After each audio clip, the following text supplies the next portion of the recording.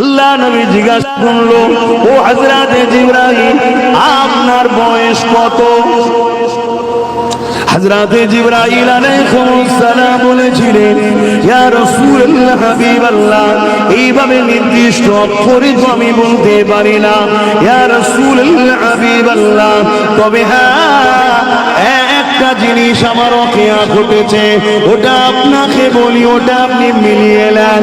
ইয়া রাসূলুল্লাহ, হাবিবাল্লাহ, আল্লাহ পাক যখন আমি জিবরাইলকে বানালে, আমি জিবরাইলকে যখন সৃষ্টি করলে, আমি জিবরাইল মাথা তুলেছি, তখন না কোনো আসমান ছিল, জমিন ছিল, না জান্নাত ছিল, না জাহান্নাম ছিল, না দুনিয়া ছিল, না ফেরেশতা অন্য কেউ ছিল।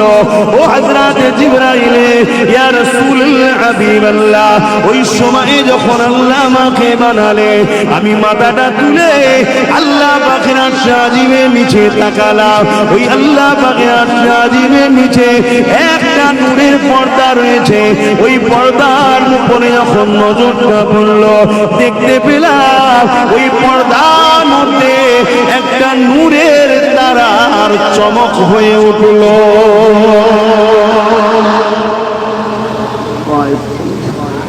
পুরো ভেতর থেকে ঘেমে যাচ্ছে, আওয়াজই হচ্ছে শুধু, আর মানুষের ভিড়ের গরম। তাহলে কি দেখলেন? শুনছো তো যুবকরা? আমি আবার বলে যাচ্ছি প্রত্যেকটা যুবককে, প্রথমে চাকরি, তারপরে ডিউটি। চাকরি করেছে, ডিউটিতে গাফলতি করেছে। মালিক যদি একটু ভালো হয়, দয়ালু হয়, মাইনে কাটে, জোরে বলো, চাল ছেড়ে দিলাম, দ্বিতীয়বার না হয় কি? আজীব দুনিয়ার মানুষে যদি একটু ভালো লোক এত দয়া দেখায়, আমার আল্লাহ তো রহমানুর রহিম। একটা লোক 70 বছর ধরে শান্ত বলে একটা দেবতার উপাসনা করেছিল, কি নাম?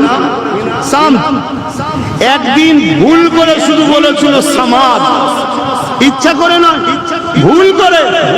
আর আল্লাহ পাকের একটা সিফাতি নাম হলো সামাদ। কুল হুয়াল্লাহু আহাদ, আল্লাহুস সামাদ। এই সামাদ যেই বলেছে, 70 বছর পর আল্লাহ সঙ্গে সঙ্গে সাড়া দিয়েছে। বলুন সুবহানাল্লাহ।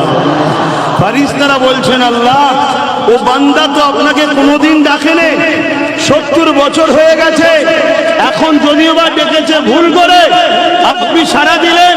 আল্লাহ বলছে, ফেরেশতারে, বান্দা তো আর কোন নয়, বান্দা তো আমার। ডেকেছে যখন, নিরাশ করব না। জোরে বলুন সুবহানাল্লাহ। তাহলে আমরা আল্লাহকে ডাকি, ভুল হয়তো হয়ে গেছে, যদি আমাদের ঈমান ঠিক থাকে, আল্লাহ রহমান রহিম দুনিয়ায় কাজ না হলে, চাকরি থাকার পরও একটু ভালো মালিক হলে মাইনে দিয়ে দেয়। আল্লাহ চাইলে কিয়ামতের দিন মাফও করে দিতে, আর যদি মাফ নাও করে, যা ভুল করেছো তার পানিশমেন্ট দিয়ে আবার ঈমান থাকার জন্য নাজাত। আর ঈমান যদি না থাকে, বাপ ভাইরা, কাবার মাতাবে গিয়ে সেজদায় করে, হাতে কাবার অংশের মধ্যে সেজদায় করে গিয়েও যদি মারা যায়, ওই ব্যক্তি জাহান্নামে ঢুকবে, জীবনে বেরোবে না। কেন? ওর দিলে হুজুর নাই। আল্লাহ হুজুরকে ঈমান করেছে। জোরে বলুন সুবহানাল্লাহ। আর ঈমানের গাছে শাখা পোশাকা হলো নামাজ, রোজা, হজ, যাকাত, দাড়ি, টুপি। আগে চাকরি, তারপরে ডিউটি। মাথায় ঢুকছে তো নাকি? তাই বারবার বলছি, হুজুরকে মহব্বত করো। নামাজ বেড়েছে না কমেছে? মসজিদ বেড়েছে না কমেছে? মাদ্রাসা বেড়েছে না কমেছে? বলুন বলুন বলুন। দিনের প্রচার বেড়েছে না কমেছে? জলসা মাহফিল বেড়েছে না কমেছে?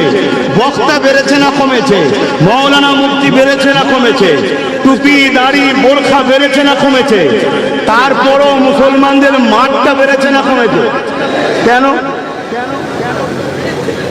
আমাদের সব জায়গাটা ঠিক আছে, কিন্তু আমাদের মূল জায়গায় কানেকশন নেই।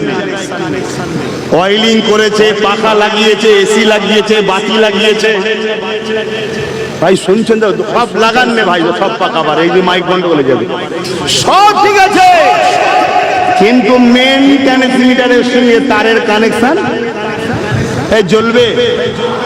তো হুজুরের সঙ্গে কানেকশন যদি না থাকে, এই শুনছেন তো নাকি বিরক্ত হচ্ছে আমাকে? আমি প্লেন বলে যাবো দুটো কথা।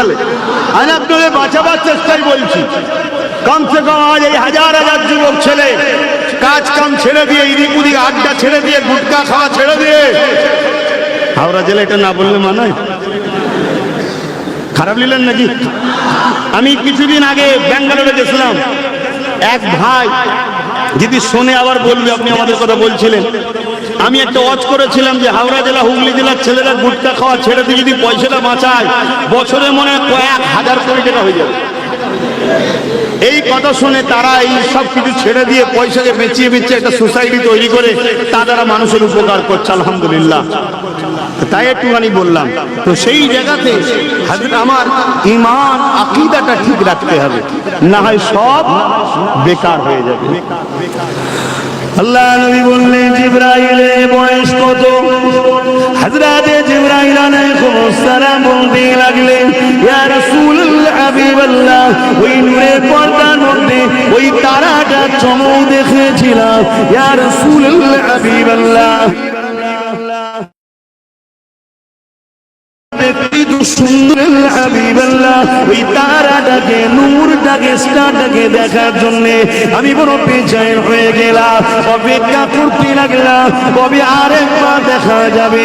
অপেক্ষা করতে করতে করতে 70,000 বছর কেটে গেল। দ্বিতীয়বার ওই তারাটা আবার একবার চমকে উঠলো ইয়া রাসূলুল্লাহ হাবিবাল্লাহ। দ্বিতীয়বারের চমক দেখে আমি আরো দিবানা হয়ে গেলাম। আবার দেখার পিপাসায় রইলাম, আবার ইন্তজারে রইলাম ইয়া রাসূলুল্লাহ হাবিবাল্লাহ। আবার 70,000 বছর পর একবার দেখলাম ইয়া রাসূলুল্লাহ হাবিবাল্লাহ। ওই তারাটা 70,000 বছর ছাড়া ছাড়া একবার একবার একবার করে উদিত হয় ইয়া রাসূলুল্লাহ হাবিবাল্লাহ। ওই তারাটাকে আমি 72,000 বার দেখেছি। আল্লাহ নবী মুচকি এসে বলেছিল, জিবরাইল ওই তারাটা হলো আমি মুহাম্মদ রাসূল। আরো জোরে বলুন সুবহান। নারে তাকবীর, সরকার কি আমত, ইয়া রাসূলুল্লাহ, ইয়া রাসূলুল্লাহ। তাহলে বলুন সেই নবী কবে থেকে বুঝতে পারছেন তো নাকি? কিন্তু বারি রবিউল আউয়ালে দুনিয়াবি জগতে হুজুর আমার এসেছেন আমাদেরকে বাঁচাতে। কথা মাথায় থাকবে অবশ্যই। নবী পাক সাল্লাল্লাহু আলাইহি সাল্লাম এবারে চলে আসুন নিজের মিলাদ, কি বললাম, নিজে করেছে। তাহলে প্রতি সোমবার দিন নবী রোজা রাখতেন, প্রতি সোমবারে। অনেকে বলে ঠিক আছে এসেছে একবার করলে হয়, আমি তো মাথায় লাগে না। প্রতি বছরে বিভিন্ন প্রোগ্রাম হয়। এখন তো অনেকে গোপনে গোপনে বিয়ের বাৎসরিক কি অনুষ্ঠানও করছে, কি তারপরে ছেলেদের কি বলে জন্মদিন করছে, করে না করে না? কোনো জায়গায় ফতোয়া নাই, শুধু হুজুরের বেলায় ফতোয়া। সমস্যা কেন আমার নবীর উপরে? আচ্ছা উম্মত কখনো তার নেতার উপরে সমস্যা হতে পারে? আল্লাহ নবী নবী নবী 40 বছর বয়সে নবুয়তের কাজ শুরু করলেন। এলান করলেন আনা মুহাম্মদ রাসূলুল্লাহ, আমি মুহাম্মদ আল্লাহ রাসূল। এই এলানটা নবী পাক 40 বছর বয়সে শুরু করে দিলে। এ যুবকেরা, তরুণেরা, বাপেরা, আমার নবী পাক তারা নবী ছিলেন। কারণ আল্লাহ কোরআনের মধ্যে একটা সূরা দিয়েছে, যে সূরাটার নাম রেখেছে সূরা ইয়াসিন। এ যুবকেরা, ইয়াসিন ওয়াল কুরআনিল হাকীম, হে আমার হাবিব, হে আমার ইয়াসিন ওয়াল কুরআনিল হাকীম, এই কোরআন হাকিমের আমি কসম করি। হে আমার ইয়াসিন, যদি প্রেজেন্ট না থাকে তাকে এইভাবে ডাকা হয় না। অর্থাৎ কেউ প্রেজেন্ট আছে, এ যুবকেরা, তরুণেরা, আল্লাহ নবী নবী 40 বছর বয়স যখন হয়ে গেল, নবী আমার ডিউটি শুরু করে দিলে। এই সময় নবী আমার বকরি জবাই করলে। ওই বকরি জবাই করে নবী আমার খানা করে সাহাবাদিয়াকে নিজের মিলাদের খানা খাইয়েছে। আরো জোরে বলুন সুবহান।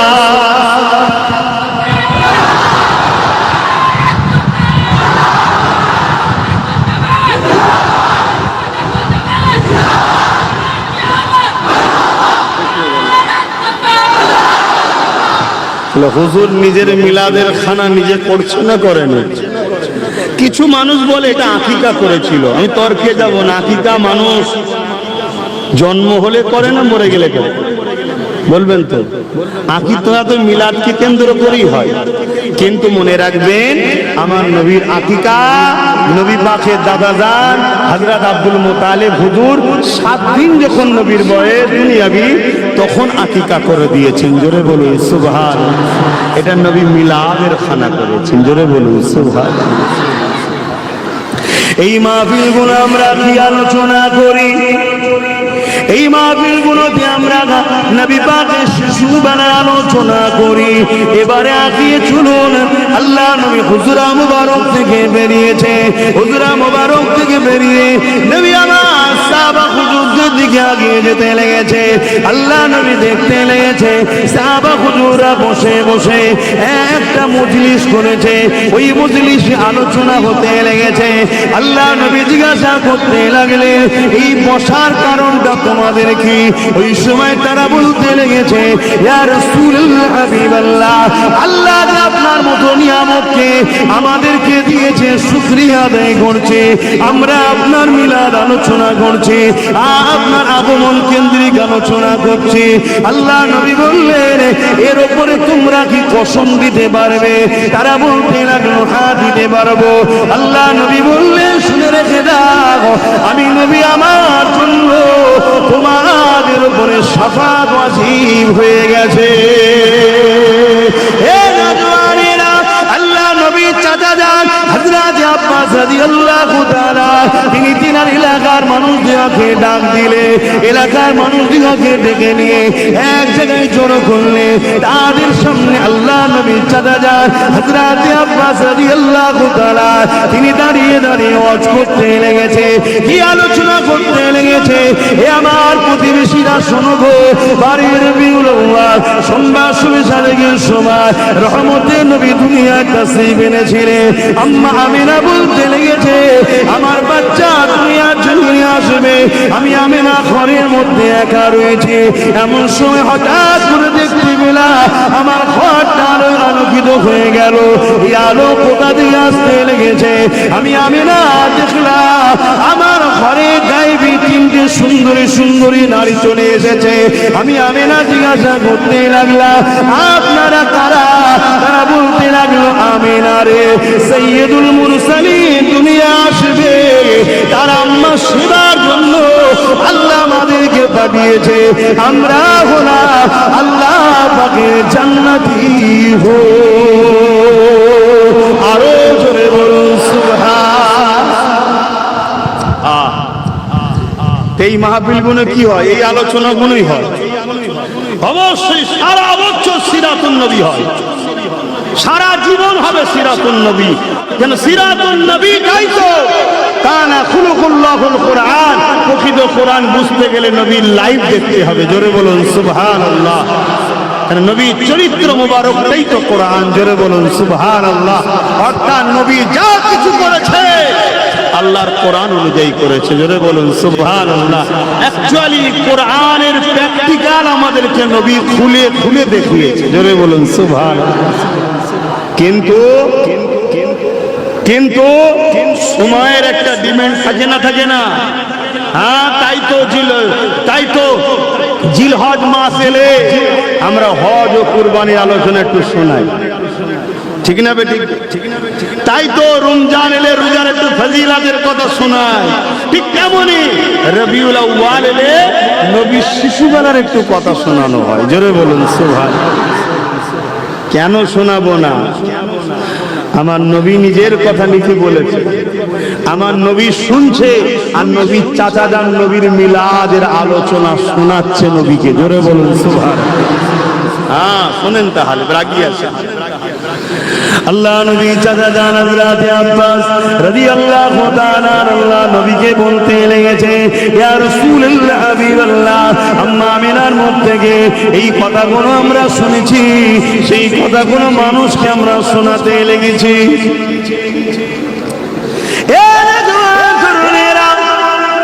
আল্লাহ নবী চাচা যান বলতে লেগেছে, হযরত আমিনা বলেছেন, আমার বাচ্চা যেদিন আমার গর্ভে চলে আসলো, সেই দিন থেকে আমার শরীরে একটা আলাদা কাইফিয়ত তৈরি হলো। আমার শরীরের মধ্যে একটা নূরের ঝলক বেরোতে লাগলো, আমার চেহারার মধ্যে একটা নূরের সুরাত বেরোতে লাগলো, এবং আমি আমিনা আমার শরীর থেকে খুশবু বেরোতে লেগেছে।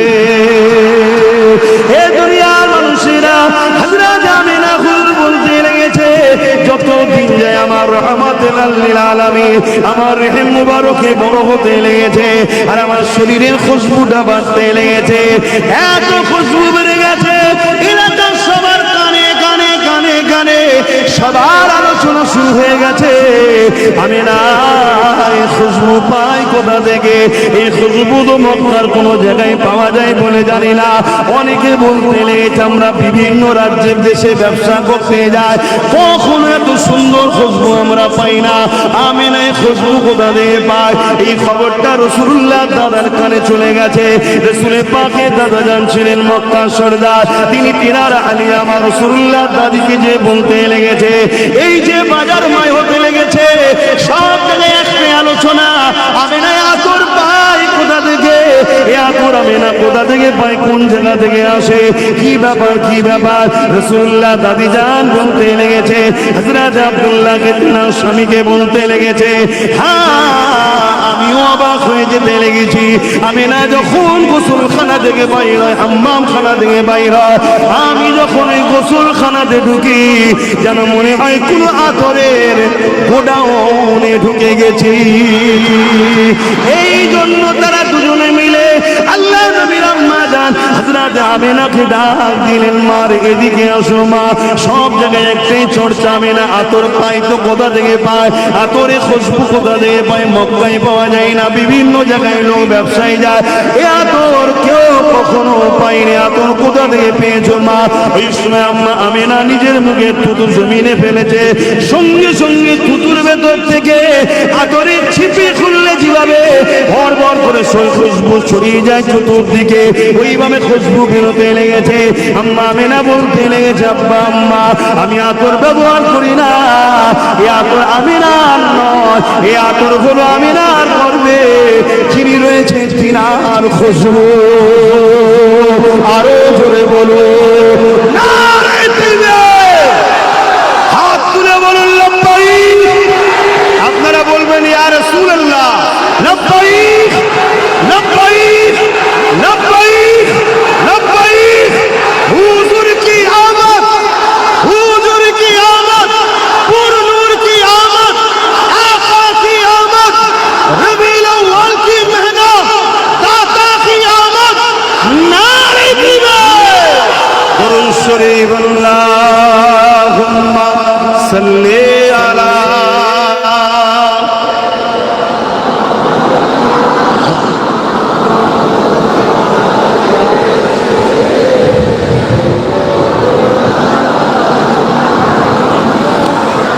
प्यारे रबीउल अव्वल तेरी झलक के सदके, प्यारे रबीउल अव्वल तेरी झलक के सदके, चमका गया नसीबा सुबह सबे मिलाद, प्यारे रबीउल अव्वल तेरी झलक के सदके, सल्ले अला पुकारो सरकार गए हैं, ओटो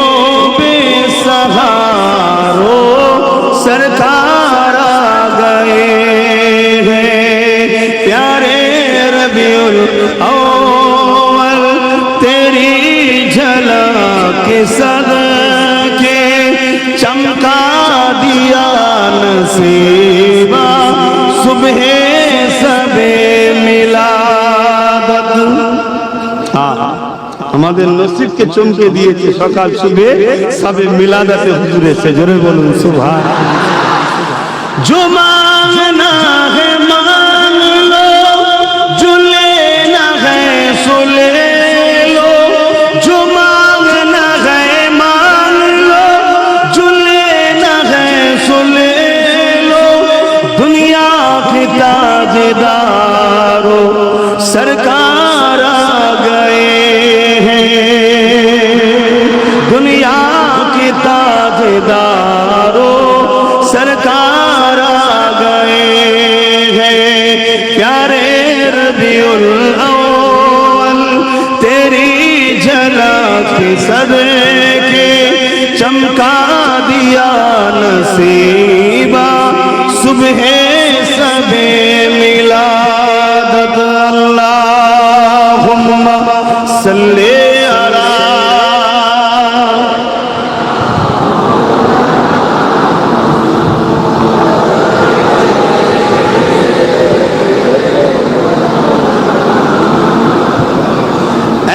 যুবকেরা তরুণেরা আব্বাজানেরা মায়েরা অবশ্যই নামাজ আমাদের জন্য ফরজ, রোজা আমাদের জন্য ফরজ, মালদারদের জন্য যাকাত ফরজ, মালদারদের জন্য হজ ফরজ।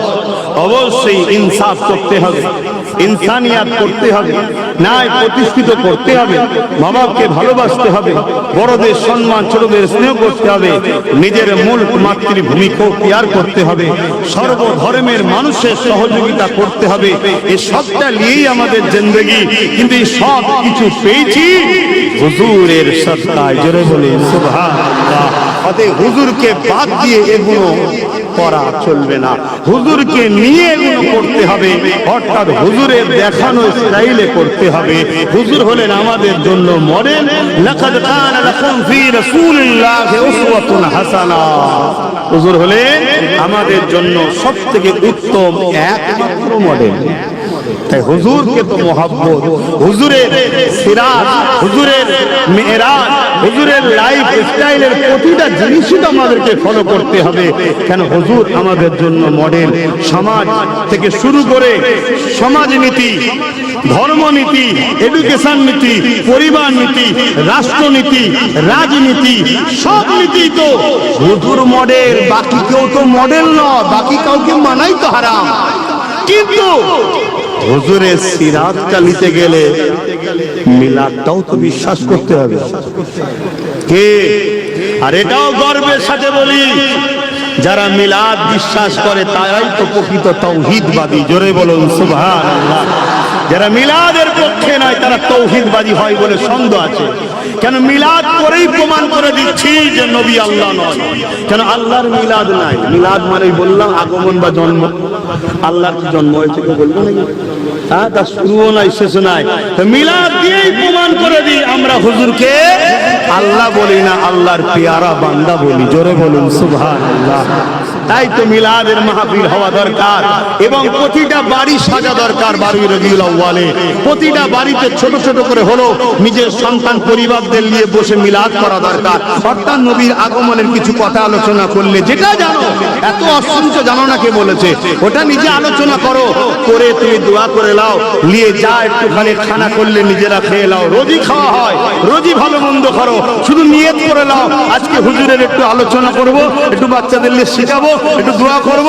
এই বিরিয়ানিটা রাঁধলাম, খানাটা করলাম, ওটা হুজুরের মিলাদ উপলক্ষ করে ফজিলত তাবারুক হয়ে যাবে। জোরে বলুন সুবহানাল্লাহ। এবং সময়ের দিবেনকে আমাদেরকে খেয়াল করতে হবে। প্রতিটা রবিউল আউয়ালে চাঁদ উঠলে যে যার এলাকাকে সাজিয়ে তোলো, পুরো গ্রামকে পরিষ্কার করো, ঝোপঝাড় জঙ্গল পরিষ্কার করো, সর্বসময় করতে হবে। কিন্তু রবিউল আউয়ালের স্পেশাল প্যাকেজ থাক, কবরস্থান পরিষ্কার, রাস্তাঘাট পরিষ্কার, মসজিদ ধো, এলাকা নিজের বাড়ি পরিষ্কার করো, লাইট লাগাও, সুন্দর করে ইসলামিক ঝান্ডা লাগাও।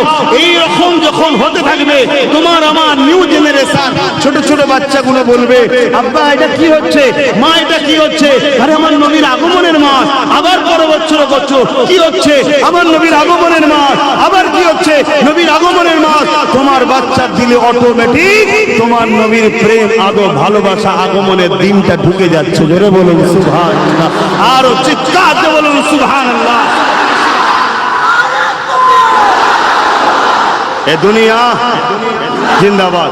এ দুনিয়া আমাদেরকে নবী ভুলাতে চাইছে, এ দুনিয়া আমাদেরকে এসি মসজিদ দিচ্ছে, ভালো জিনিস করছেন, সব জায়গাতে আমাদের ফুরফুরাত রয়েছে, খারাপ বলছি না, নামাজ দিচ্ছে, দাঁড়িয়ে দিচ্ছে, টুপি দিচ্ছে, সবটাই ভালো, কিন্তু উল্টাকে কেটে নিচ্ছে, হুজুরকে ছেড়িয়ে দিচ্ছে। 52টা জুম্মা হয় মসজিদে, 52 জুম্মা হয়, হুজুরের আলোচনা কটা হয়? এগুলো তো খেয়াল করতে হবে। তুমি যদি হুজুরের হও, যেখানে হুজুরের চর্চা নেই সেখানে তোমার থাকার প্রয়োজন নাই। এটাই তোমার আকীদা হওয়া দরকার। কি ঠিক বললাম নাকি? এটাই আদর্শ হওয়া দরকার। যে কোনো দলের বক্তাকে নিয়ে আসো, বক্তা দাঁড়িয়ে কি বলে? তার দলের নেতার প্রচার করে, আমার নেতা এই করেছে, আমার নেতা এই করেছে, আমার নেতা ব্রিজ করেছে, আমার নেতা প্লেন করেছে, আমার নেতা এই করেছে। হয়তো সব ঝেড়ে বিক্রি করে দিয়েছে, তারপরেও প্রচার করে না, করে না। কেন করে? যে সামনে ওয়ালাগুলো আমার নেতাকে প্রেম করে, তো সবাই নেতা নেতা নেতা নেতা, আর উম্মতে মুহাম্মাদি দাবি করে, উলামা দাবি করে, ইমাম দাবি করে, পীর দাবি করে, পীরজাদা দাবি করে, জলসায় উঠছো, মসজিদের মেম্বারে দাঁড়াচ্ছ, তোমারও তো উচিত নেতাকে চিনাও। নেতা নেতা চিনলে কোরআন চিনবে, নেতা চিনলে রাসূল আল্লাহ চিনবে। কেন? মুহাম্মদ রাসূল ছাড়া আল্লাহ পাওয়া যাবে না। আল্লাহ সেই নিজাম করে দিয়েছে।